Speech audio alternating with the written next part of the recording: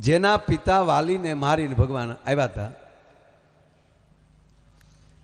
અને એનો દીકરો અંગદ એને મોકલ્યો રાવણ પાસે. રાવણને કદાચ એવું ભગવાને ચેલેન્જ કરી છે કે એના પિતાને માર્યા છે, એ મારી ભેગો છે, એ મને ઓળખી ગયો છે અને એને હું તારી પાસે મોકલું છું, તારામાં તેવડ હોય તો તારા પક્ષમાં લઈ લે.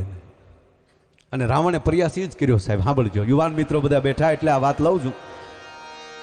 અને યુવાન એને જ કહેવાય કે જેનો પ્રવેશ થાય ન ઓળખતા હોય તો પૂછવા જોવે કે આ કોણ છે, આ કોણ આવ્યું, આ ક્યાંથી આવ્યું, એમ નહીં.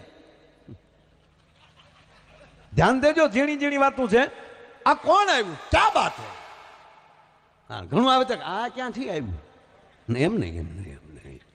રાવણની કચેરીમાં સાહેબ કોઈથી રાવણથી નજર ન હટાવાય, પણ જેવો અંગદનો પ્રવેશ થયો તારે હાડ કરતી બધાની નજર રાવણ બાજુથી હટી ગઈ અને અંગદ બાજુ જોવા મળી.